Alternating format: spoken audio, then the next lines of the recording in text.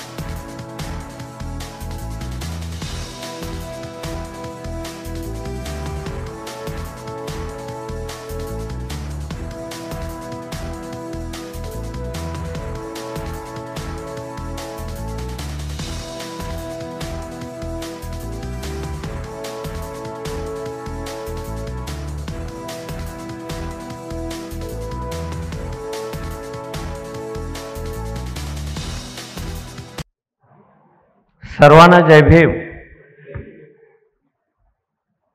कसं काय आवाज एवढा? काय भूक लागली? हा, जय भीम। मी किती वेळ इथे थांबणार आहे हे मला पण माहिती नाही आणि यांना पण माहिती नाही आणि तुम्हाला पण माहिती नाही। जेवणाच्या वेळा पुढे मागे झाल्या तर मला विचारायचं नाही आहे, कारण मी पण तुमच्याबरोबरच जेवणार आहे। आणि वर्षातला एक दिवस थोडासा जेवणाला उशीर झाला तर त्याचं एवढं टेन्शन घ्यायचं पण काही कारण नाही। तर मित्रहो, आपल्या संघटनेला मी खूप मनापासून शुभेच्छा देतो। ही संघटना अशीच चालत राहावी, ती अधिक मोठी व्हावी आणि सामाजिक बदलाच्या प्रक्रियेमध्ये तिनं मोठी कामगिरी करावी अशी मी मनापासून शुभेच्छा देतो। या शुभेच्छा देत असताना माझ्या मनात एक अशी आतून शंका पण आहे, माझ्या शुभेच्छा खऱ्या ठरतील की नाही। तुमच्या मनात आहे की नाही माहिती नाही, किंबहुना ते असूच नाही। माझ्या मनापुरतं हे ठीक आहे। हे काय होईल 25, 30, 35 मध्ये हे जे एक मोठं जहाज प्रवासाला निघालेलं आहे, इतकी वर्षे 23 वर्षे त्यांनी प्रवास केलेला आहे, पण पुढचा प्रवास तुमचा काही आजच्या हॉलमध्ये दिसतो तेवढा सुंदर असणार नाही। कारण हे नवीन जग, ही नवीन व्यवस्था जहाज बुडवण्यासाठी तयार झालेली आहे, हे पहिल्यांदा लक्षात ठेवा। मी अशा ठिकाणावरून आलेलो आहे की परिवर्तनाची सगळी ठिकाणं मी सुद्धा लढून लढून दुरुस्त करण्याचा प्रयत्न केलेला आहे। तुम्ही संघटित क्षेत्रात आहात आणि मी असंघटित क्षेत्रात काम करत होतो।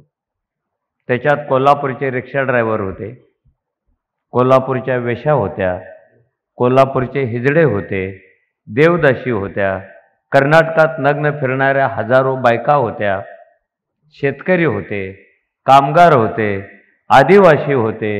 ह्या सगळ्यांच्या मांडवाखालून मी तुमच्यापर्यंत पोचलेलो आहे। ही सगळी श्रमिकांची स्थित्यंतरं मी लहानपणापासून पाहत आलेलो आहे। कारण मी पण शेतीवर गुलाम असलेल्या एका माणसाचा मुलगा आहे। आमचं गुलाम घराणं होतं आणि तुम्हाला ठाऊक असेल की या देशावर गुलाम घराण्याने 33 वर्ष राज्य केलेलं आहे दिल्लीत बसून। त्यांचं नावच गुलाम आणि ते आपल्याला गुलाम करत होते। तिथून मी पाहत आलेलो आहे हे काय तुमचं आणि माझं जग आहे, ते कोण तयार करतं, त्या जगाचं वर्णन काय होतं। आमच्या भागामध्ये सुगीच्या दिवशी प्रवचन द्यायला भगव्या कपड्यातले साधू यायचे आणि आत्ता तर जे भगवे कपडे घालतात ते सगळे साधू,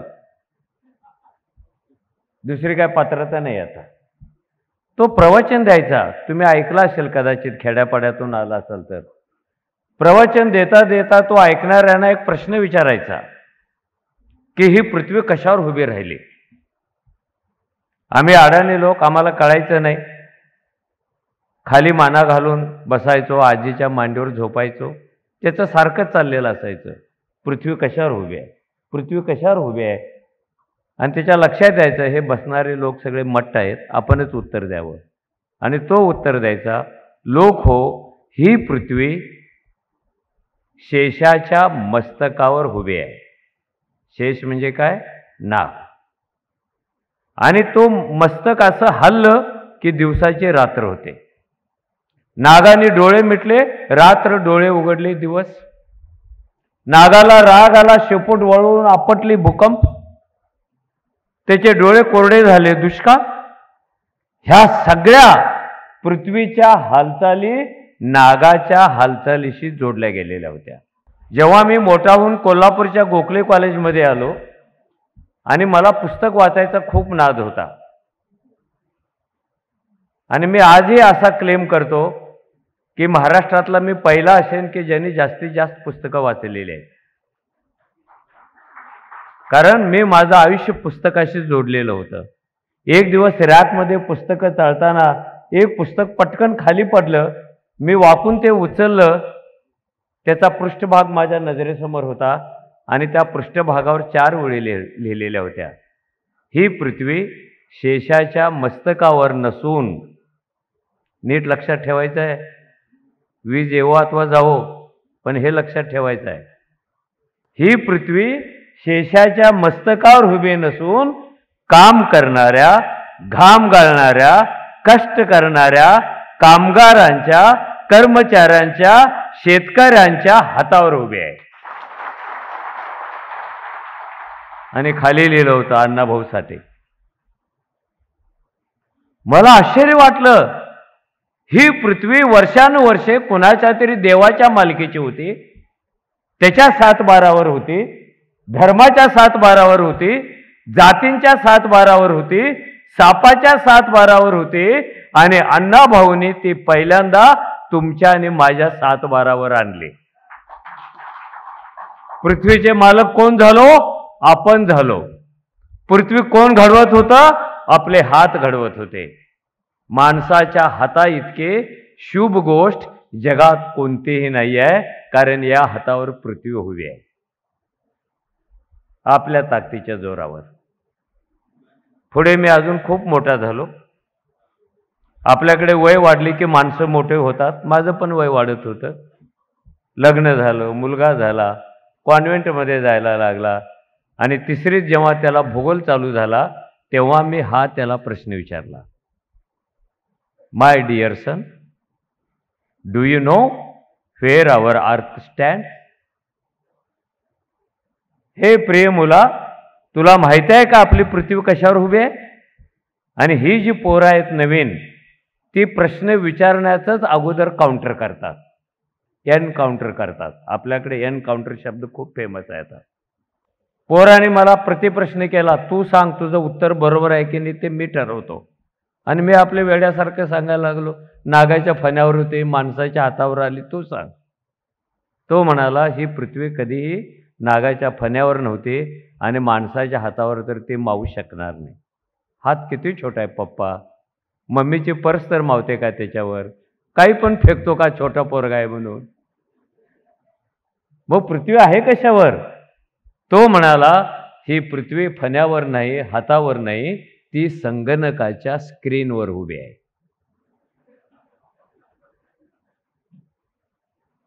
जागतिकीकरण झालं होतं. जागतिकीकरणामध्ये ही पृथ्वी संगणकाच्या स्क्रीनवर, मोबाईलच्या स्क्रीनवर आली. एक बटन दाबलं की लगेच अमेरिकेतला मित्र स्क्रीनवर दिसतो आपल्याला. दुसरं बटन दाबलं की इंग्लंडमधली मैत्रीण ती फोन घेते आणि म्हणते, hello mister Kambale, how are you? त्यांना कांबळे म्हणता येत नाही, कंबाले. हे जे जागतिकीकरण आलं आपल्याकडे, त्यावेळेला आपण बेसावध होतो आणि आज पण तुम्ही बेसावध आहात. तुम्ही पुढचं कधीच बघत नाही आणि तुम्ही मागची पानं पण चाळत नाही. आणि बाबासाहेब तर म्हणाले, जे भूतकाळ विसरतात ते वर्तमान काळ कधीच घडवू शकत नाहीत, म्हणाले ना. 38च्या मनमाडच्या सभेत काय सांगितलं बाबासाहेबांनी रेल्वे कामगारांच्या युनियन समोर? तुमचे 2 शत्रू आहेत, एक भांडवलशाही आणि एक ब्राह्मणशाही. ब्राह्मणशाही म्हणजे धर्म आणि सावकारशाही म्हणजे भांडवलशाही. आपण कुठे लक्षात ठेवलं? जागतिकीकरण हे एकटं आलं नाहीये. LPG असे टर्म वापरतात त्याला. L म्हणजे लिबरलायझेशन, P म्हणजे प्रायव्हेटायझेशन, G म्हणजे ग्लोबलायझेशन. LPG गॅस असतो आपल्या घरामध्ये, तो लक्षात ठेवायचा, म्हणजे हे 3 शब्द लक्षात राहतात. हे ग्लोबलायझेशन एकटंच आलं नाही आहे, ह्या 2-3 गोष्टी घेऊन आलं. ते प्रायव्हेटायझेशन का करायचं आहे? प्रायव्हेटायझेशन का करायचं आहे? ग्लोबलायझेशन. ही 2 महायुद्ध झाल्यानंतर पृथ्वीच्या पाठीवर शीतयुद्धाच्या काळामध्ये अनेक देशांनी दुसऱ्या देशावर व्यापाराच्या बाबतीमध्ये बहिष्कार टाकला होता. सीमा बंद होत्या काही देशांना उत्पादनाच्या. आणि औद्योगिक क्रांतीनंतर, औद्योगिक क्रांतीनंतर उत्पादन प्रचंड वाढत होतं, पण त्याच्या मार्केटचं काय करायचं? ते न्यायचं कुठे? उत्पादन किती वाढत होतं औद्योगिक क्रांतीत याचा तुम्हाला अंदाज नाही आलेला. कागदाला चिकटवायची, लावायची एक पिन टाचणी औद्योगिक क्रांतीपूर्वी 8 मजूर मिळून 8 पिना एका दिवसात करायचे. 8 मजूर 8 पिना. आणि क्रांती झाल्यानंतर एका मिनिटाला 8,000 कोटी पेना तयार झाल्या. विकायचं कुठे? हो, भांडवलशाहीची तीव्र गरज होती. जर भांडवलशाही बळकट करायची असेल तर तिचं क्षेत्र वाढायला पाहिजे आणि व्यापाराचं क्षेत्र पण वाढायला पाहिजे. जगातल्या अनेक लोकशाहीवादी राष्ट्रांनी कल्याणकारी कल्पना आपल्या ठिकाणी राबवल्या होत्या आणि कल्याणकारी राष्ट्र ही भांडवलशाहीच्या समोरची पहिली अडचण होती.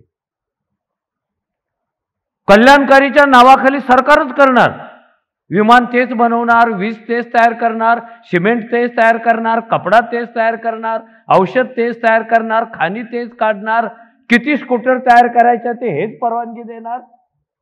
भांडवलशाही अशी आकसत होती. तिच्या खेळाची सगळी मैदानं कल्याणकारी राष्ट्राच्या संकल्पनेखाली राज्यघटनेने राष्ट्राला दिली होती. सरकारने करायचं, शाळा त्यांनी चालवायच्या आहेत, दवाखाने त्यांनी चालवायचे आहे, एसटी त्यांनी चालवायचे आहे, वीज त्यांनी तयार करायचे आहे. वेलफेअर स्टेट होतं. वेलफेअर स्टेट हा भांडवलशाहीच्या समोरचा पहिला अडथळा होता. म्हणून त्यांनी जगातल्या देशांवर दबाव आणून शाळा चालवणं तुमचं काम नाही, वीज तयार करणं तुमचं काम नाही, वितरण करणं पण तुमचं काम नाही, कंपन्या स्थापन करा. एसटी तुम्ही कशाला चालवता, विमान तुम्ही कशाला चालवता, तुमचं काम काय, defence, currency, international relation, home, एवढ्यापुरतं सरकारचं काम मोकळं असायला पाहिजे. बाकी सगळी कामं त्यांनी खाजगीकरणाकडे दिली पाहिजे. ते प्रयत्न करत होते. त्याच्याशिवाय भांडवलशाही त्यांना कर्ज देत नव्हते. गरीब राष्ट्रांना करार करायचे, मान्य करून घ्यायचे, तुम्ही आमच्याकडे 100,000 कोटी टॉयलेटची भांडी घेतली तर आम्ही तुम्हाला कर्जाचा 1 हप्ता देऊ. सुरू झालं स्वच्छ भारत अभियान. हागायचं कसं हे सरकार आपल्याला शिकवायला लागलं. खरं म्हणजे जगायचं कसं हे शिकवायला पाहिजे होतं. पण भांडवलशाही आली, तिच्या कंडिशनवर सरकारने आपली धोरणं बदलायला सुरुवात केली. नाहीतर ते कर्ज देत नाहीत, ते शस्त्र देत नाहीत, ते मदत करत नाही आहेत, ते कोंडी करतात, तुम्हाला एकटे पाडतात. ज्यांनी ज्यांनी याला विरोध केला, आपल्या देशाची नैसर्गिक साधन संपत्ती विकायला, अशा 2 राष्ट्रप्रमुखांची डायरेक्ट विमानात वर हत्या झालेली आहे. त्यांची नावं पण कोणाच्या लक्षात नाहीत. इक्वेडोरचा अध्यक्ष कुठे मारला गेला, त्यावेळेला मी रात्रपाळीला होतो. सकाळमध्ये खड खड खड खड खड वाजलं, बघितलं तर इक्वेडोरचा अध्यक्ष आकाशात उडाला. पनामाचा अध्यक्ष आकाशात उडाला. आणि हे सगळं कबूल केलं नंतर अमेरिकेतल्या NGOने, यस आम्ही त्याला उडवला, कारण तो देशाची संपत्ती भांडवलशाहीला द्यायला तयार नव्हता, सरकारी कंपन्या बंद करायला तयार नव्हता. कारण तो बोर्डावर पनामाचा अध्यक्ष अब्दुल तो लिहित होता होर्डिंग लावून. काय लिहित होता होर्डिंगवर? माणसांची स्वप्ने खलास करणारी शस्त्रे अजून जन्माला आलेली नाही आहेत. माणूस खलास करतात पण माणसाची स्वप्न खलास नाही करतायत. हे भारतात पण चालू झालं 90ला. आणि हे तुमच्या लक्षात येऊ नये, तुम्ही त्याला विरोध करू नये म्हणून आपल्या लक्षातच आलं नाही. एका रात्रीत 6वा वेतन आयोग तुम्हाला लागू कसा केला मनमोहन सिंगच्या काळामध्ये? कारण भारताचं मार्केट तयार झालेलं होतं आणि मार्केटमध्ये ग्राहक पाहिजे होते, ते ग्राहक नव्याने तयार केले. हेच लोक नवीन कार घेणार आहेत, हेच लोक हप्त्यावर टीव्ही घेणार आहेत, हेच लोक हप्त्यावर युरोपला जाणार आहेत. आणि तो असा क्लास तयार केला, कस्टमर क्लास, कंझ्युमर क्लास, आणि त्याला त्याच्या क्लासमध्येच अडकवलं. ऊपर देखना नाही, नीचे देखना नाही, आहेच तिथेच अडकला तो. त्याला नाव दिलं मध्यम वर्ग, कंझ्युमर क्लास. आणि तो क्लास तयार झाल्यानंतर भांडवलशाहीला आणखीन बरं वाटायला लागलं. हे एवढंच करून चालत नव्हतं की भांडवलशाहीचं कस्टमर वाढणं, प्रॉफिट वाढणं आणि मार्केटचं क्षेत्र वाढणं ही तिला गरज होती. सरकारी शाळा कशा कशा बंद होत गेल्या, सरकारी दवाखाने कसे कसे बंद गेले, एसट्या कशा कशा बंद पडल्या, एअर इंडिया का विकला आपण, एवढ्या खाणी का दिल्या, समुद्रातला गॅस कुणाला विकलेला आहे आपण?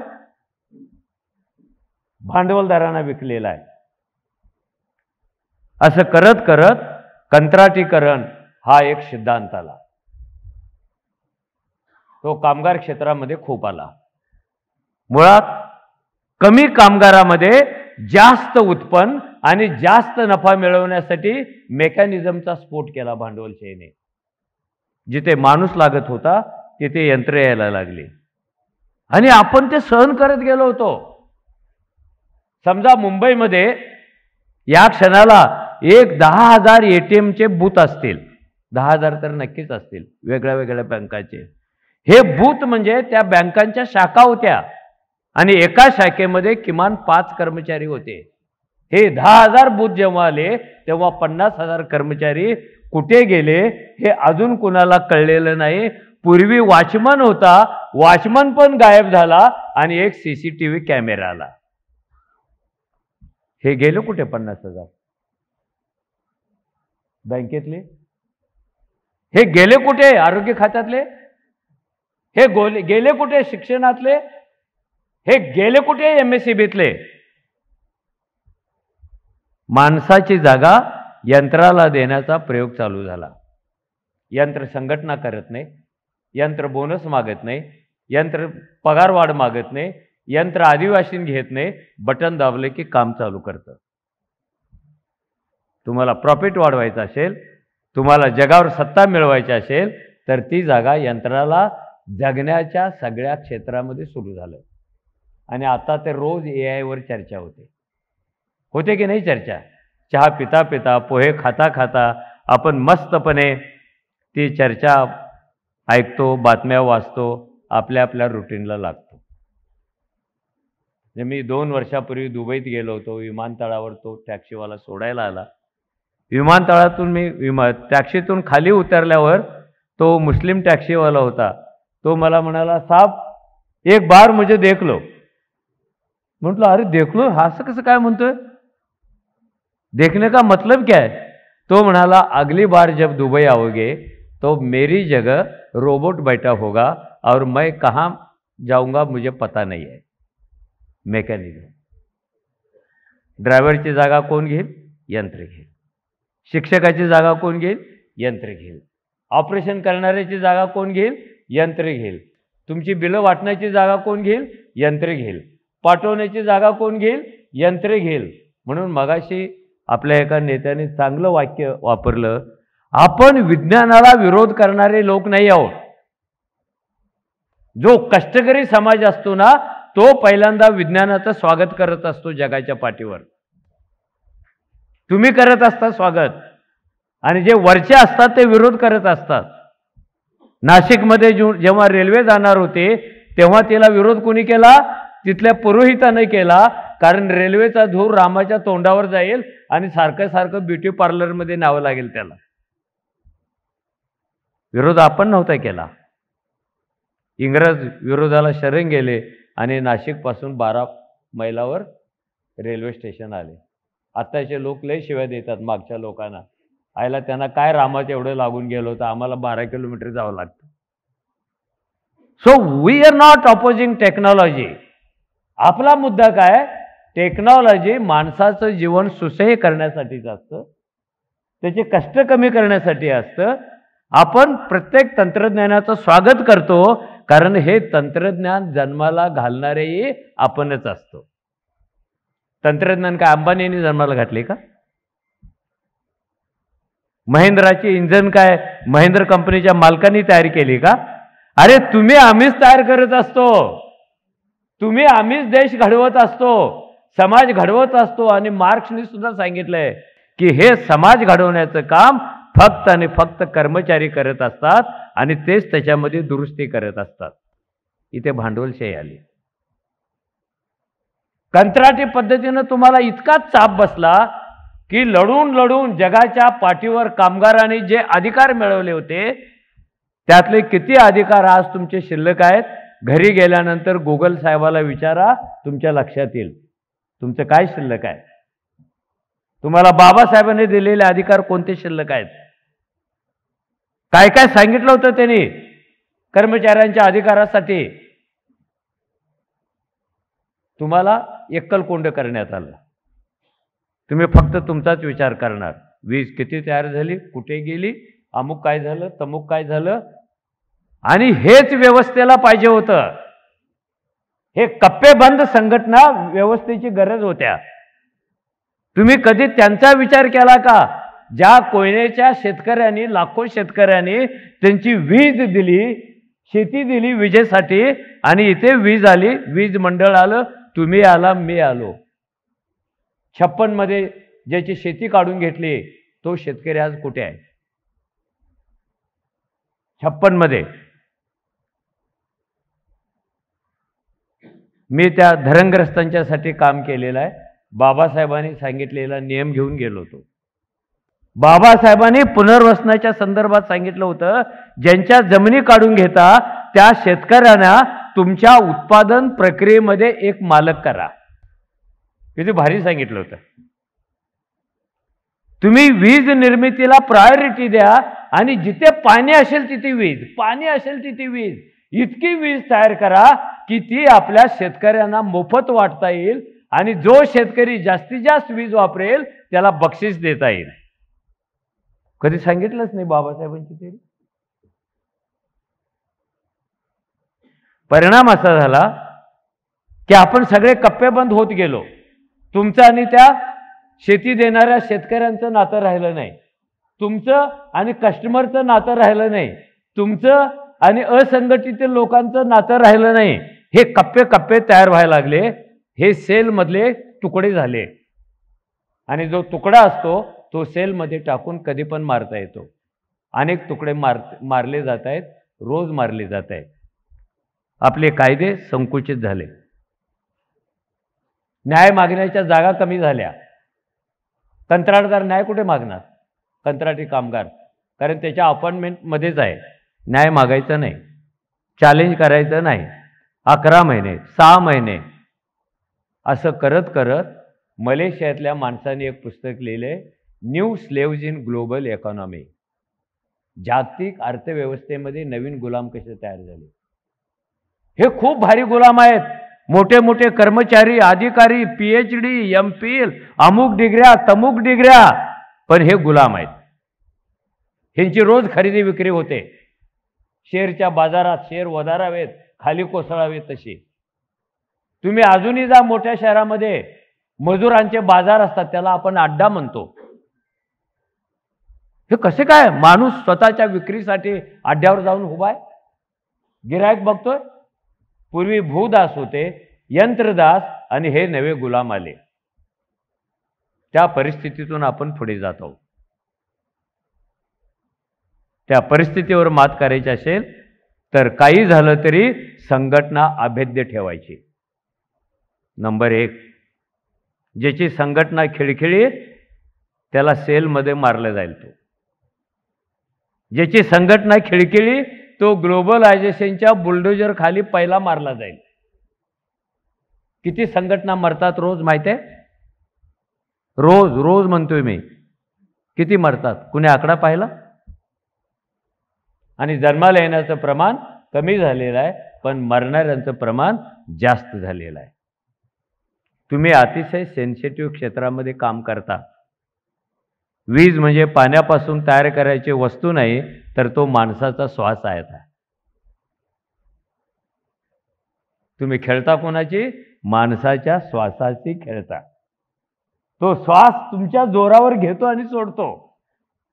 तो चालतो तुमच्या जोरावर, तो बसतो तुमच्या जोरावर. आणि हे क्षेत्र असं जर टिकवायचं असेल तर आपण हे जे नवं जग तयार होते त्या जगाचा अर्थ नीट समजून घेतला पाहिजे. हे फारच बदलायला लागले आता. कामगार खातो पूर्वी कसं होतं, आता कसं आहे? मी ते बीट पाहत होतो 13 वर्षे, कामगारांचे बीट पाहत होतो मी. तिथल्या बातम्या आणत होतो मी, संघटनेच्या बातम्या मी देत होतो 13 वर्षे. आता काय आहे? IT मध्ये इतकं प्रचंड क्षेत्र आहे. IT संघटना आहे का? ज्या दिवशी संघटना करेल ना त्या दिवशी त्याच्या नोकरीचा शेवटचा दिवस असेल, कारण त्याला कॉन्ट्रॅक्टवर घेतलेला आहे. जुना गुलाम बरा होता, कारण त्याचा मालक त्याला रोज रोज विकत नव्हता, त्याला उपाशी ठेवत नव्हता, कारण उपाशी ठेवल्यामुळे तो काम करणार नाही. आणि हा नवा गुलाम तो मेला कधी? त्याच्यासाठी शोकसभा कोणी घेतली का? कुणाला काही देणं घेणं पडलेलं नाहीये. या महाराष्ट्रात 20 वर्षापूर्वी पहिल्यांदा शेतकऱ्याने आत्महत्या केली तेव्हा आम्ही पेपरवाल्यांनी एका आत्महत्येची 3-3 पानं बातमी दिली होती. आत्महत्या एकच होती पण पानं किती होती? 3. आता एका दिवसात 9 शेतकऱ्याने आत्महत्या केली तर पान नंबर 9 वर 4 ओळीची बातमी येते, आणखी 9 शेतकऱ्याने आत्महत्या केल्या. जय हो.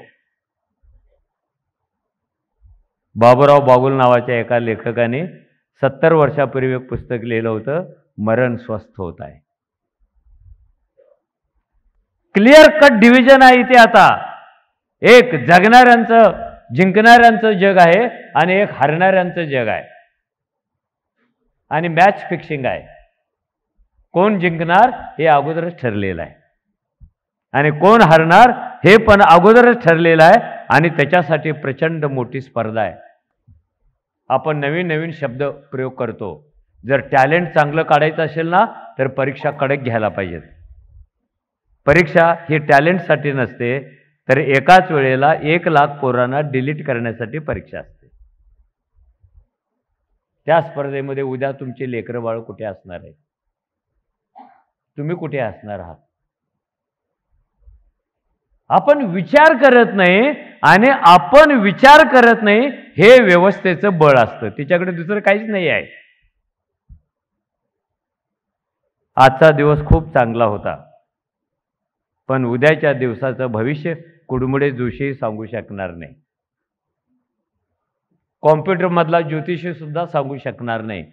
फटकन कुठून तरी येतं. अमेरिकेत 34 लाख पोरांच्या नोकऱ्या जाणार, भारतात एवढ्या लोकांच्या नोकऱ्या जाणार आणि हे सगळे खिळखिळी ह्या संघटनांच्यावर ताबा मिळवण्यासाठी काय काय भानगडी चालू आहेत व्यवस्थेच्या, त्या आपल्या लक्षात पण येत नाही आहेत. आणि हा जो तुमचा वर्ग आहे कदाचित या व्यवस्थेतली ही शेवटची पिढी असेल. तुमच्या पोरग्याला मिळेल का हे सगळं? एवढा सुंदर हॉल, एवढं मोठं अधिवेशन, एवढे मोठे अधिकारी येतील का त्याच्याबरोबर? एवढी छान छान भाषणं ऐकली तुम्ही, तुमच्या पोराच्या काळात होणार आहे का हे? कारण 60 ते 70% जग हे रिमोट कंट्रोलवर, रोबोटवर, AI वर चालणार आहे. एक पुस्तक आलेलं आहे एका अमेरिकेतल्या माणसाने, रॅडेप युनिव्हर्सिटीतल्या माणसाने, त्यांनी स्वतःचं रूपांतर संगणकात करून घेतलं आणि आत्मचरित्र लिहिलेलं. ही एक मोठी लढाई आहे आपल्याकडे.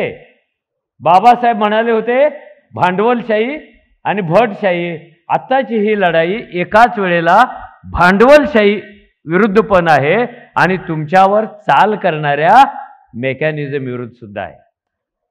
2 आहे. कुणी सांगावं नव्या सहस्त्रकामध्ये जगातले सगळे संगणक एकत्र होतील आणि अस्ताला जाणाऱ्या माणसासाठी शोकसभा घेतील? कुणी सांगावं? त्यामुळे आज काय करायचं आहे, आज काय करायचं आहे ह्याचा अजेंडा आपल्याकडे पाहिजे. हे जे महापुरुषांनी आपल्याला लढायला शिकवलं, फुल्यांच्यापासून, फुल्यांच्या शिष्यांच्या पासून, ही सगळी एक मोठी परंपरा तुमच्या गोंधळीमध्ये आहे, तुमच्या ओट्यामध्ये आहे. ती परंपराच कधी आपण पाहत नाही. मनोहर कदम माझे मित्र होते, त्यांनी त्यांच्या पुस्तकाचा अतिशय छान उल्लेख केला. अरे तुमच्या लक्षातच येत नाही की महाराष्ट्रातल्या कामगारासह रविवारी तुम्हाला साप्ताहिक सुट्टी कशी मिळाली, गिरणी कामगारांना कशी मिळाली? आम्हाला काहीतरी सुट्टी पाहिजे, कारण गिरण्या चालू झाल्या तेव्हा कामाचे तास किती होते, लघवीला जायला परवानगी नव्हती, तिथेच काम करायचं आहे. इंग्लंडमध्ये तसंच, भारतात तसंच, जगात तसंच. आणि मग सत्यशोधक नेत्यांनी संघटना स्थापन करून त्या इंग्रज अधिकारी आणि हे सगळे गिरण्यांचे मालक यांची चर्चा केली. किती मजेशीर गोष्ट आहे. शेवटी इंग्रज संप केल्यामुळे सुट्टी द्यायला तयार झाले. आणि ते म्हणाले सुट्टीचा दिवस सांगा. मग ह्याने सांगितलं रविवार. अरे रविवार म्हणू नका, कारण रविवार हा ख्रिस्ती लोकांचा सुट्टीचा दिवस असतो, तो येशूशी जोडलेला आहे. तुम्ही रविवार घेतला की बाकीचे हिंदू तुमच्यावर आरोप करतील, ख्रिस्ती लोकांनी आमचा धर्मच यांच्यावर लादला. तसं करू नका. हे बाहेर बसले, पुन्हा आत गेले आणि म्हणाले रविवार हा येशू ख्रिस्ताचा वार आहे की नाही माहिती नाही, पण आम्ही महाराष्ट्रातले सगळे लोक आम्ही खंडोबाचे भक्त आहोत आणि रविवार हा खंडोबाचा वार आहे, म्हणून रविवारी तुम्हाला सुट्टी मिळाली. इतिहासाची पानच कुणी बघायचं नाही आहे. अरे साधं साधं बाबासाहेबांनी 100 वेळा एक वाक्य सांगितलं, कोणताही हक्क देग बाई जोगवा म्हणून भीक मागून मिळत नसतो, तर प्रत्येक हक्क हा लढूनच मिळवायला लागतो. इथे काहीच मिळत नाही आहे लढल्याशिवाय, आणि रडल्याशिवाय आई पण दूध पाजत नाही, आणि आपल्याला लढल्याशिवाय काही मिळत नाही. ही जी तुमची लढाईची साधनं होती ती हळूहळू कमी होत चाललेली आहे. तुम्ही कधीही संप करा, तो बेकायदेशीरच असतो. तुम्ही कधीही मोर्चा काढा, बेकायदेशीरच असतो. आणि मला आश्चर्य असं वाटतं की जे बेकायदेशीर ठरवलेलं आहे त्याची परवानगी घ्यायला आपण पोलिसाकडे जातो. म्हणजे आम्ही नाशिकमध्ये काही कार्यक्रम करायचा असेल तर पोलिसांच्याकडे परवानगी मागा, नियम आहे. ते देतच नाहीत. कार्यक्रमात माईक सुरू झाला तरी पोलिसांची परवानगी मिळत नाही. ह्या ज्या सगळ्या तुमच्या हालचाली तुमच्या हक्कासाठी जरी असल्या तर त्या व्यवस्थेच्या आड येतात. आणि बाकी कामगार हिताचे कायदे इतके मिराकल काही काही कायदे झालेले आहेत, म्हणजे पुरुषाला पण बाळंतपणाची सुट्टी मिळणार. काय भारी आहे. बाईला 4 महिने मिळणार, एमसीच्या काळातली रजा मिळणार, पण कोणाला मिळणार? संघटित क्षेत्रातल्या बाईला मिळणार, सरकारी नोकरीतल्या. आणि ऊस तोडणाऱ्या बाईला मासिक पाळीच्या काळात काम करावं लागतं, रोजगार बुडतो, म्हणून ती गर्भाशयाच्या पिशव्या काढून फेकते. 32,000 बायकांनी ऊस तोडणी कामगारांनी बीड जिल्ह्यातल्या, जिथे आता बोंब चाललेले आहे, कोण थोर वाल्मिक नावाचा माणूस होता, चला काय नाव तरी ठेवून घेतले त्यांनी, वाल्मिक. त्या जिल्ह्यातल्या बायका आहेत. कोणता कायदा त्यांच्या मदतीसाठी गेलेला आहे? का आपण फुले शाहू आंबेडकरांचं नाव घेतो? चतकोरभर भाकरीसाठी एका बाईला गर्भाशयाची पिशवीच काढून फेकावी लागत असेल तर साला कोणतीही व्यवस्था आहे, आणि ते बदलण्याचं काम फक्त कर्मचारी करत असतो. प्लीज तुम्ही स्वतःला अंडर एस्टिमेट करू नका, प्लीज करू नका. कारण जगात तुमच्याशिवाय दुसरं काहीच नाही आहे. जगात जे जे भव्य असतं, सुंदर असतं, ते फक्त कर्मचारी तयार करतो. एवढे पॉवर प्रोजेक्टची नावं घ्यायला लागला, हे भारी ते भारी, तयार केले कुणी? कर्मचाऱ्यांनी. एवढा सुंदर ताजमहाल तयार केला कुणी? कर्मचाऱ्यांनी. एवढी सुंदर विजेची हे तयार केलं कुणी? कर्मचाऱ्यांनी. ज्या जगामध्ये जे जे सुंदर असतं, जे जे भव्य असतं, जे जे महाकाय असतं, जे जे इतिहास असतं, ते ते सगळे माझ्या पुढे बसलेले माझे कर्मचारी बांधवच तयार करत असतात. आणि बाकीचे कस्टमर असतात.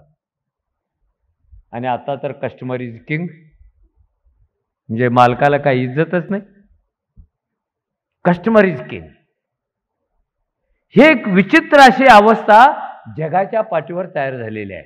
जगाच्या पाठीवर आपल्याकडेच तयार झाले असं समजू नका, कारण हे तिकडून येते. आणि या भांडवलशाहीने स्वतःची रूपं इतके बदललेले आहेत की पूर्वी तुम्ही प्रश्न तुमचे स्वतः सोडवायचे, आज पण सोडवता. आता तुमच्या प्रश्नांचा अभ्यास करण्यासाठी जगातल्या महाकाय NGO आलेले आहेत. भारी साला कोट घातलेली पोरं, tie, laptop, power point presentation, ते तुमच्या आरोग्याचा अभ्यास करतात आणि रिपोर्ट देतात. ते तुमच्या पाण्याचा अभ्यास करतात, ते रिपोर्ट देतात, आणि त्या रिपोर्टवर भांडवलशाही चालते. जगातल्या 38% कामगार चळवळी NGOने हायजॅक केलेले आहेत. 38%. तुमच्या समोर NGO आले ना, एक आवाज कानपाडी खाली काढायचा, आम्ही आमचा प्रश्न सोडू, चल फुटबे चाले म्हणायचे त्याला. कारण भांडवलशाहीने चळवळी मोडण्यासाठी त्यांची नेमणूक केलेली आहे. त्या जगात सगळीकडे आहे. सरकार पाडण्यासाठी त्यांची नेमणूक केलेली आहे. मी सांगितलं इक्वेडोर आणि पनामा हे एक विचित्र असं वातावरण आहे. कालचं अरे किती इज्जत होती आपल्या कामगाराला, त्याच्या जगण्याच्या प्रत्येक गोष्टीचा विचार सरकार करत होतं. तुमच्या लक्षात तरी आलं का तुम्हाला आरोग्य सुविधा किती होत्या? माझी तब्येत बिघडली तरी सरकार मदत करणार, आणि बायकोच्या पोटात गाठ झाली तरी सरकार मदत करणार, सासूच्या पोटात गाठ झाली तरी सरकार, मेहुणीच्या पोटात गाठ झाली तरी सरकार. तर काय भारी चाललं होतं आपलं राव. आपल्याला बोनस होता, आपल्याला ग्रॅच्युइटी होती, आपल्याला पगारवाढीचं तंत्र ठरवलं होतं, आपल्या बदल्यांचं काहीतरी ठरवलं होतं. हे गेलो कुठे? हे गेलो कुठे? आणि त्याच्या जागी जे येते ते आपल्याला स्वीकारावं असं भाग पाडलं जाते, पर्यायाने ठेवला जात. स्वीकारतोच आपण. त्याला नावं वेगळी वेगळी असतील. हे जे स्थित्यंतर आहे ह्याची नावं वेगळी असतील. कोण स्थित्यंतर म्हणेल, कोण सुधारणा म्हणेल, कोण क्रांती म्हणेल, कोण चॅलेंज म्हणेल, कोण अजून काहीतरी म्हणेल. पण त्याचा परिणाम काय? कष्ट करणारा, घाम गाळणारा नव्या व्यवस्थेमध्ये अडचणीत आलेला आहे, हा त्याचा परिणाम आहे. हे जे मध्यमवर्गीय लोक तयार होतात नोकरीतून, तुम्ही सगळे मध्यमवर्गीय आहात. आणि भांडवलशाहीने हे मुद्दामहून तयार केलेले आहेत, कारण हा मध्यमवर्ग समाजाच्या व्यापक परिवर्तनामध्ये भाग घेत नाही. त्याचं जगच वेगळं असतं. माझी विनंती आहे, तुम्ही कोणत्याही वर्गात जा, पण ह्या सगळ्या सामाजिक परिवर्तनाच्या हालचाली चालू आहेत त्यांच्याशी नाळ जोडून घ्या. कारण ते झाल्याशिवाय तुमचे प्रश्न सुटतच नाहीत. जोपर्यंत मी माझी संघटना घेऊन तुमच्या मागे उभा राहत नाही, तोपर्यंत तुमच्या प्रश्नावर लवकर निर्णय होतच नाही. आणि माझ्या मागे जोपर्यंत तुम्ही उभे राहत नाही, तोपर्यंत कोयनेतल्या शेतकऱ्यांना नुकसान भरपाई द्या, जमिनीला जमीन द्या, त्यांचं जे राहिले कोर्टात ते सोडवून द्या, अशी मागणी आपण का नाही केली? निदान फुटनोटमध्ये तरी टाकायचे. टाकत नाही. आपण स्वतःला संकुचित करून घेतो. आणि शेवटचे एक उदाहरण, आपल्यावर भूमिका व्यवस्थेने काळाने अशी लादलेली आहे, जरा वडीलधाऱ्याची भूमिका कर. आपण सगळ्यांनी मिळून जरा वडीलधाऱ्याची भूमिका करा. कारण तुम्हाला सिक्युरिटी आहे, तुम्हाला डिग्निटी आहे, तुम्हाला नाही म्हटलं तरी व्यवस्थित जगण्याची हमी आहे, नाही का? तुमच्या कौशल्याला अजूनही व्यवस्था सलाम करते. तर आपण आता इतरांच्या बाजूनी बघायला पाहिजे. हे गोविंद पानसरेंच्या बरोबर मी काम करत होतो, संतराम पाटलांच्या बरोबर करत होतो, मी कलबुर्गींच्या बरोबर काम करत होतो, दाभोळकरांच्या बरोबर करत होतो, गौरी लंकेश बरोबर करत होतो, अजून कोणाकोणाबरोबर मी करत होतो. आणि महाराष्ट्राच्या स्थापनेत ज्यांनी स्वप्ने पाहिली होती त्यांच्याबरोबर मी अनेक वर्षे राहिलो. भाई माधवराव बागल, यशवंतरावांचे राजकीय गुरु, यशवंतराव चव्हाण, मधुकरराव चौधरी, ऊर्जा मंत्र्या प्रत्येकाशी माझा संबंध आलेला आहे, अगदी नितीन राऊतांच्यापर्यंत. आणि हे खातं माझं सगळ्यात आवडतं आहे ना. लाईट गेली तर मी पहिल्यांदा MSEBीवर रागावतो, आणि आली की सलाम MSEB म्हणतो. I cannot delete MSEB from my life. इतकं एक असं जैविक नातं त्यांच्याशी तयार झालेलं आहे. प्रत्येक क्षेत्रातून एक मध्यमवर्ग तयार होतो. तुमच्यातच तयार झाला असं काही समजू नका. तो माझ्यात पण मध्यमवर्गीय आला. आपल्याला नोकरी लागते, पदवी मिळते, गोऱ्या रंगाची बायको मिळते, फ्लॅट सेकंड हँड कशाना मिळतो, गाडी मिळते, बॉडी चांगली होते, आणि आपण खालच्या लेअरपासून स्वतःला तोडून घेतो. आणि आपल्याला काय स्वप्न पडतं? और उंची छलांग मारणी आहे स्वप्न असतं आपलं. आणि तिथे अंबानी बसलेला आहे, अदानी बसलेला आहे. तो काय तुम्हाला तिथे येऊ देत नाही, पण तुमची धडपड चालू असते. तुम्हाला कधीच कळत नाही की या देशात अंबानी नंबर 2 कुणी होणार नाही आहे, पण तुम्हीच चाललेला आहात. तेंडुलकर नंबर 2 कुणी नाही होणार, पण तुम्ही चाललेला आहात तिथे. चांगल्या जागा संख्येनं कमी असतात, म्हणून त्या परीक्षेसाठी त्याला जास्त गर्दी करत असतात लोक. ही शेवटची गोष्ट आहे का? हे मिडल क्लास बदलाच्या एका नाजूक वळणावर तो असतो आणि तो काय भूमिका घेणार याच्यावर उद्याचे बदल कसे असतील हे ठरत असतं. तो ज्ञानी असतो, तो बुद्धिवादी असतो, तो सक्षम असतो, तो स्वावलंबी असतो, नाही का? आणि तो संघर्ष करत करत एका पॉईंटवर पोचलेला असतो. त्याला कोणी नोकरी स्वप्नात दान दिलेली नाही आहे, त्याला कोणी प्रमोशन दान दिलेलं नाही आहे. सारखं भांडून भांडून आंदोलन करून ते मिळवत असतो. त्यामुळे त्याला स्वतःविषयी आनंद पण असतो. पण हे जे वर जाण्याचं आहे स्वप्न, ते खोटं स्वप्न आहे. कारण आपल्या देशामध्ये पहिल्यांदा कफल्लक भांडवलदार होत नाही, मध्यमवर्ग होतो. त्याचा टॅक्स थोडा वाढला, त्याची महागाई थोडी वाढली, त्याच्या लेकीचं लग्न निघालं, पोरगा परदेशात शिक्षणाला जातो म्हणाला, पहिल्यांदा कफल्लक कोण होतं? हा मध्यमवर्ग होतो. आणि तो बिचारा लाजून बुजून कुठे आत्महत्या करतो हे कुणाला कळत नाही.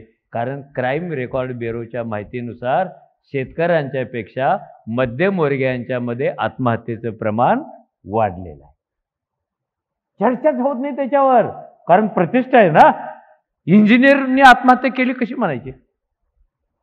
सकाळच्या चीफ एडिटरने आत्महत्या केली कशी म्हणायची? माझ्या बायकोनी केली कशी म्हणायचे? हे इज्जतदार लोक आहे. कुणाला न सांगताच ते आत्महत्या करतात, खिशात चिठ्ठी पण नसते. म्हणून त्यांनी ग्राउंड रियालिटी ओळखावी. क्या जल रहा है पांव के नीचे, क्या जल रहा है? हे धनाधन तुमच्या मालमत्तेचं खाजगीकरण होतंय, जे संविधानाने तुम्हाला दिलं.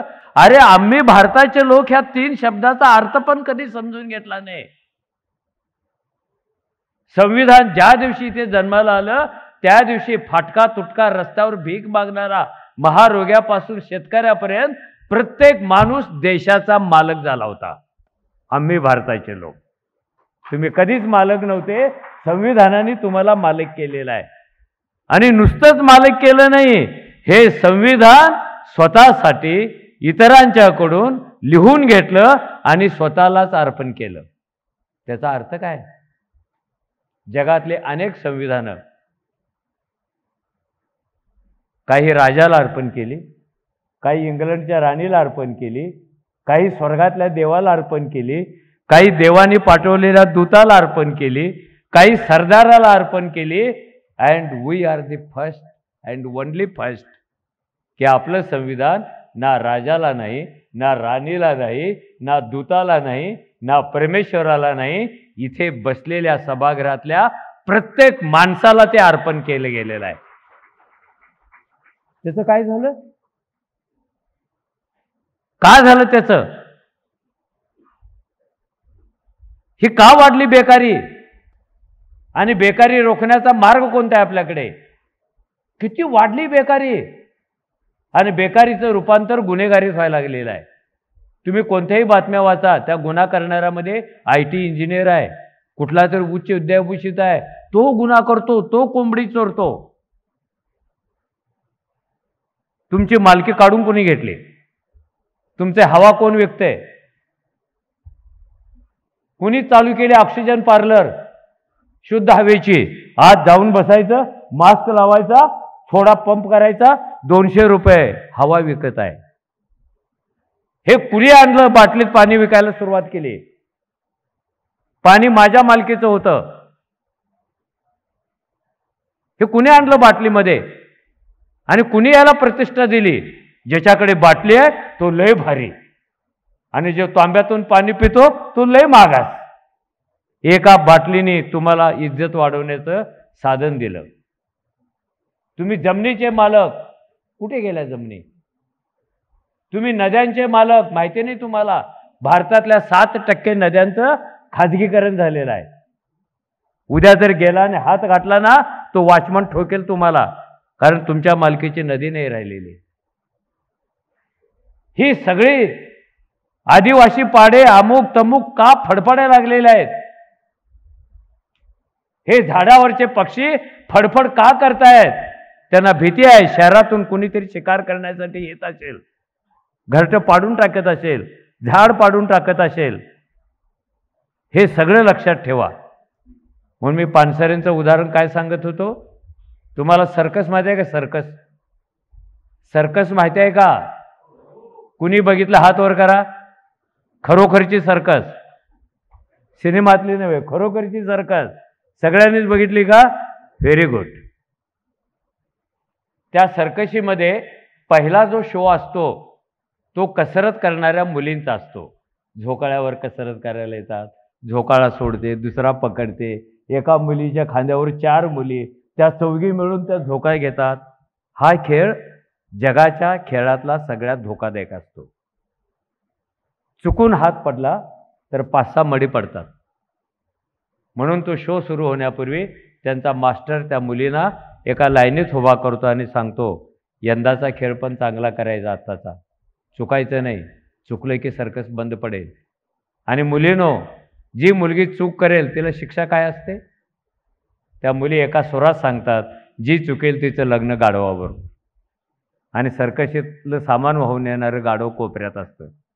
ते रोज डायलॉग ऐकतं, बघतं मुलींच्याकडे, आणि लग्न गाढवाबरोबर म्हटल्यानंतर त्याच्या तोंडातून लाळच गाळायला लागते. अरे इतक्या सुंदर पोरीबरोबर लग्न होणार, देवा ती चुकू दे, माझं लग्न होऊ दे, बिन लग्नाचा फिरतोय. पण सर्कसच्या इतिहासामध्ये मुलगी झोकाळा खेळताना पडली असं एकदाही झालेलं नाही. आणि एकदाही न झाल्यामुळं गाढवाचं लग्न पण कधी झालेलं नाही. आपण अशा भ्रमात राहू नये की मी वर जाणार आहे. बरोबर आहे की नाही आहे? भारी आहे. बर, हे दिवस कष्ट करणाऱ्यांच्यासाठी चांगले नाही आहेत. तुम्ही शहरात जा, आता आमच्या नाशिकला रस्ता साफ करणारं मशीन आले आणि काय सांगतात, नवीन टेक्नॉलॉजी शिकली पाहिजे, नवीन तंत्रज्ञान वापरलं पाहिजे. आणि ते मशीन कसं एका तासात 50 लोकांचं काम करतं, चकाचक एकदम. नटीच्या गालासारखाच रस्ता होतो. नाव घ्यायचं नाही नटीचं, नाहीतर ते खटला भरते. जेव्हा एक यंत्र येतं तेव्हा समजावं, त्या रस्त्यावरच्या 100 झाडू कामगारांच्या चुली बंद होण्याचा धोका तयार झाला. आपल्याला चुली बंद करणारी मशीन चालू नको आहेत, आपल्याला चुली फुलवणारी मशीन पाहिजे. चुली कसं काय बंद करता आमच्या? कसं काय चुली बंद करता तुम्ही? चुली फुलवणाऱ्या मशीन पाहिजे. कुठल्याही क्षेत्रात जा, ऊस तोडणी यंत्र 15 वर्षापासून येऊन पडलेले आहेत. कामगार विरोध करतात, ते सगळे वंजारी कामगार, म्हणून ते यंत्र शेतात घातलेली नाही आहेत. ती आली, 2.5 लाख कामगार बेकार होतील. गिरण्यांमध्ये किती कामगार होते? 2.5 लाख होते. आणि गिरणी कामगारांचा संप कायद्याच्या भाषेत अजून मिटलेला नाही, तो 43 वर्षापासून चालूच आहे. म्हणून मी पुन्हा पुन्हा सांगतोय, कारण मी सगळ्या या अवस्थेतून गेलेलो आहे. मी पण युनियन बांधलेले आहे. मी अजूनही काही युनियनचा सल्लागार आहे. सल्लागाराचं काम खूप सोपं असतं. सल्ला द्यायचा आहे, मान्य करायचं की नाही त्यांचा विषय आहे. सल्लागाराचं काय जातं? काहीच नाही जात. तसलं काम मी स्वीकारले, माझं काहीच जाऊ नये. 2 सूत्र सांगणार आहे. तुम्ही स्वतःला महाकाय करा, एनलार्जमेंट करा, तुमच्या मुवमेंटची एनलार्जमेंट करा. आणि जिथे जिथे दुःख दिसेल, जिथे जिथे अन्याय दिसेल, जिथे जिथे वेदना दिसतील, जिथे जिथे मरणाचे ऋतू दिसतील, तिथे तिथे त्या गोष्टीशी तुम्ही तुमचं नातं सांगा. एनलार्जमेंट ऑफ मुवमेंट, ते तुमच्या मदतीला येतील. मी नेहमी कामगारांच्याच आणि कामगारांच्याच बाजूचा असतो. ट्रेड युनियन लीडर नाही मी, पण मला कळतं हे जग ते तयार करतात, हे जग ते जगवतात, ह्या जगासाठी तेच मरतात. आम्ही साला उपट सुंबे लोक त्यांची पिळवणूक करता कामा नये. त्यांचा जो घाम आहे त्याचा सन्मान करा, घामा इतके दाम द्या. अन्याय नका करू. पंतप्रधानाचा एक दौरा झाला, 40 कोटी रुपये देता आणि ह्यांनी ओव्हर टाईम केल्यावर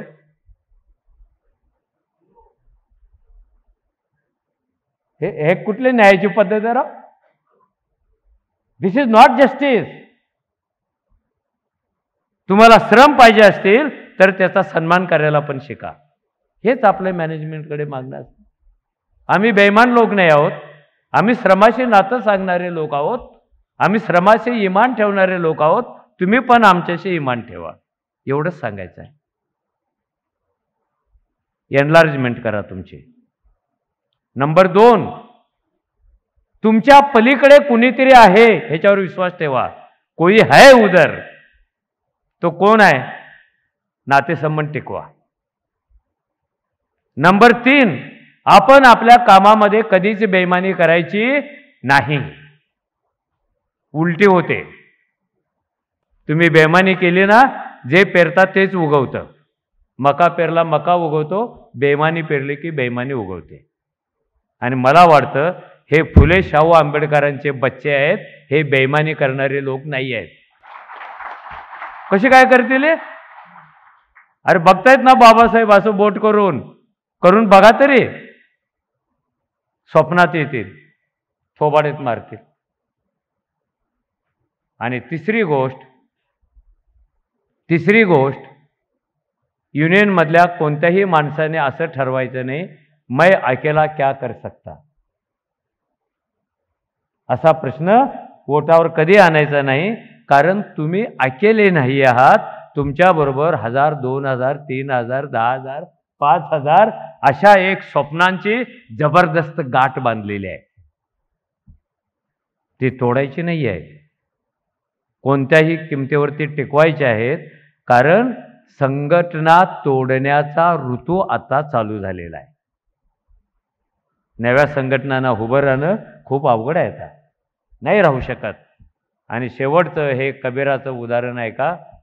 आणि जेवायला जायचं आपण सगळेजण. मला पण शिल्लक राहील एवढंच जेवायचं आहे. ते मध्ये मध्ये का चालायला लागले ते लोक कळत नाही. असे का करतात ते? नाही पण मला नाही हो. मला लोकांनी कधी त्रास नाही दिलेला. मी 5 तास जरी बोलत राहिलो तरी ही माझी लेकरं इथेच थांबतील. एक पण हलणार नाही आहे. हलेल का कुणी? नाही हलणार. आपली माणसं आहेत ती. अरे हलू नको ना दादा. 2च मिनिटात थांबणार आहे. तुम्ही हल्ला की 20 मिनिटं लावेल. मग ताईबाईस. आणि ही जी गोष्ट मी सांगतोय हिचे काही कॉपीराईट नाही आहेत. व्हॉट्सॲपवरून इकडून तिकडून सगळी बोंबाबोंब व्हायरल करा. ते जी गोष्ट सांगणार आहे. माझे एक यूट्यूब चॅनल पण आहे. मी रोज भेटू शकतो. पण तुम्ही ते मला सबस्क्राईबच केलेलं नाही. काय राव, भाषण ऐकण्याचा जाच टळला असता ना, पडद्यावरच भेटलो असतो.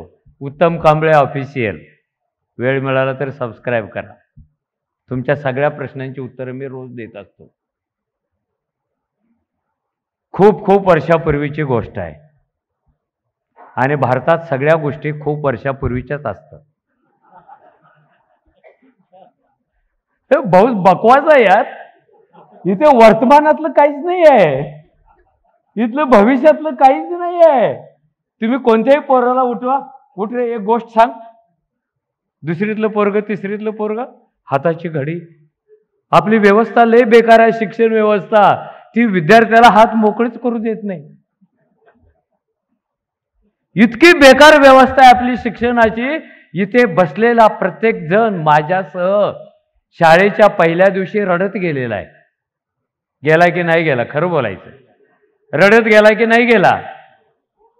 मग असं कसलं शिक्षण? ते घ्यायला जाताना प्रत्येक जण रडत जातो.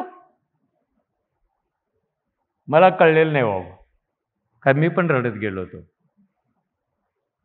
त्या पोराला सांगा गोष्ट सांग. हाताची घडी. खूप खूप वर्षापूर्वीची गोष्ट आहे. च्या मायला करायचं काय त्याचं? एक ना राजा होता. आपल्या गोष्टीत राजाशिवाय दुसरं कोणी नाहीच आहे. कधी एकलव्य नाही, कधी ज्याचं मुंडकं उडवलं तो नाही, कधी उष्टी बोरं देणारी शबरी नाही. आपल्या कथेत नेहमी राजा असतो. ते पोरग सांगतं, एक ना राजा होता आणि त्याला ना 4 राण्या होत्या. ते बोट मोडतं, एक लग्नाची, एक तिच्याबरोबर करवली म्हणून आलेले आणि तिथेच राहिलेली, एक मॅरेज गिफ्ट मिळाली आणि एक चौथी पळवून आणली. झाली माझी गोष्ट. काय गोष्टी राव, कसा देश बदलणार? राजा राण्याच्या कथा सांगून नाही बदलणेवाला. तर मी सांगतोय ही पण खूप वर्षापूर्वीचीच गोष्ट आहे, पण एवढी नाही, थोडी खूप खूप वर्षापूर्वीची गोष्ट आहे. एके दिवशी म्हातारा झालेला, आंधळा झालेला कबीर एका हातामध्ये कंदील आणि दुसऱ्या हातामध्ये बोधिवृक्षाचं रोपटे घेऊन सायंकाळी निघाला होता. समोरून 4 जण आले. कदाचित ते त्या काळातले पत्रकार असावेत. ज्याला कधीच उत्तर सापडत नाही, जो फक्त प्रश्नच विचारतो तो पत्रकार असतो. ते बेकार प्रश्न विचारतात पत्रकार. ह्याला लग्नाला बोलवावं तर म्हणतो घटस्फोट कधी घेणार आहे, प्रश्न विचार. ह्याला जावळाला बोलावं तर कधी कचकणारा विचारतो. बोलू नाही त्यांना कधी, मी वगळता, बाकीच्या कुणाला बोलवायचं नाही. ते चौघे येत असतात. एक जण विचारतो, क्यों भाई कबीरा कहाँ निकला? कबीर हातातला कंदिलाचा हात वर करतो, उधर उधर. दुसरा विचारतो, बुढ़ापे में पागल हो गया क्या रे कबीरा? म्हातार चढ लागली काय तुला? अरे तू लेका आंधळा आणि हातात कंदील घेऊन चाललाय, काय पागल आहे राव? कबीर म्हणाला, मी माझ्यासाठी कंदील घेतलेला नाही, कारण या पृथ्वीच्या पाठीवर ज्यांना दिसतं तेच अपघात करतात. आंधळा कधीच अपघात करत नाही. शहाण्या माणसाने अपघात करू नये म्हणून कंदील. काय ग्रेट आहे ना? कंदील कुणासाठी आहे? तिसरा प्रश्न, इधर कहाँ निकले? तो म्हणाला, उधर जा रहा हूं, उधर जा रहा हूं. ताई पाणी वाढू नको ना. अरे कुणी मागितलं पाणी तुझ्याकडे? थांब 1 मिनिट थांब, पिऊ नका रे कुणी पाणी तिचं, पिऊ नको तिचं पाणी. अरे नको ना वाढू, थांब थांब म्हणतोय ना. हे मी नेहमी प्रबोधनाच्या वर्गात असतो, केडर कॅम्पमध्ये असतो, म्हणून मला ह्या सगळ्या सवयी असतात. तुम्ही प्रत्येकजण माझ्या ह्या डोळ्यात बसला पाहिजे, नंबर जरी वाढलेला असला तरी त्याची काळजी मी घेत असतो. तुम्ही मला तुमच्या डोळ्यात बसवताय की नाही डझंट मॅटर, पण माझी जबाबदारी आहे तुम्हाला प्रत्येकाला माझ्या डोळ्यात थोडी थोडी जागा द्यायची आहे आणि मग काळजात जागा द्यायची आहे आणि मग चर्चा चालू करायची आहे. उधर क्या है? तर कबीर म्हणाला, पोखरण आहे. पोखरण माहिती आहे ना? अरे पोखरण माहिती आहे की नाही? हो तर म्हणा ना भाऊ, एवढं उगीच कशाला राग काढायला लागलाय माझ्यावर? पोखरण माहिती आहे ना? चौथ्याने प्रश्न विचारला, क्या है पोखरण में? कबीर म्हणाला, पता नहीं है. पोखरण में अणुचाचणी झाली होती आणि जिथे अणुचाचणी होते तिथला हजारो एकरचा प्रदेश कायमस्वरूपी वांज होतो. तिथे काहीच उगवत नाही. वांज म्हणजे काहीच न उगवणं. अगदी काँग्रेसचं गवत सुद्धा उगवत नाही. काँग्रेस म्हणजे सोनिया गांधी नव्हे, गाजर गवताला काँग्रेसचं गवत म्हणतात. जे कुठेही असतं ते काँग्रेस असतं. आता ते कुठेच नाही, ते दिल्लीत पण नाही. ती जमीन वांज होते. तो क्या हुआ? वांज झालेली जमीन पुन्हा निर्मितीक्षम करायची असेल, तिला पाना फोडायचा असेल, तिथे काही पीक घ्यायचं असेल तर तिथे बोधिवृक्षाचं रोप पेरावं लागतं. तो म्हणाला, का का पेरायचं आहे? इथे आणलं नाही काय बोधिवृक्षाचं रोप? नाही आणलं. ओके. तर बोधिवृक्षाचं रोप पृथ्वीच्या पाठीवरचं असं एक ते झाड आहे, त्याची मुळं शेकडो किलोमीटर खाली जातात आणि हजारो किलोमीटर अशी लांब जातात. लांब आणि खोल जाणारी मुळं नुसताच प्रवास करत नाहीत, तर पृथ्वीच्या गर्भाशयात झालेले प्रदूषण ते स्वतः ओढून घेतात आणि गर्भाशय शुद्ध, स्वच्छ आणि निर्मितीसाठी मुक्त करतात. बोधिवृक्ष. तो म्हणाला, मैं पडा अकेला अंधा एक आदमी. मी एकच रोप लावू शकतो, तुम्ही तर खूप लोक आहात. आपल्या भोवतालची परिस्थिती सुद्धा वांज वांज होत चाललेली आहे. स्वप्न उगवतच नाही, जागा खडकाळ व्हायला लागली, जागा कोणत्या तरी स्फोटात मारली जायला लागली. तिथे काही उगवायचं असेल तर कबीराने सांगितलेलं बोधिवृक्ष आपण आपल्या आपल्या हातात घ्यावं. या अधिवेशनातून जाताना ते पहिल्यांदा आपल्या काळजात पेरावं, तरी उरलं घरासमोर पेरावं, तरी उरलं दुसऱ्याच्या घरासमोर पेरावं आणि व्यवस्था प्रदूषण मुक्त करण्याचा प्रयत्न करावा. तशा प्रेरणा तुम्हाला मिळोत अशी अपेक्षा करतो. थांबतो.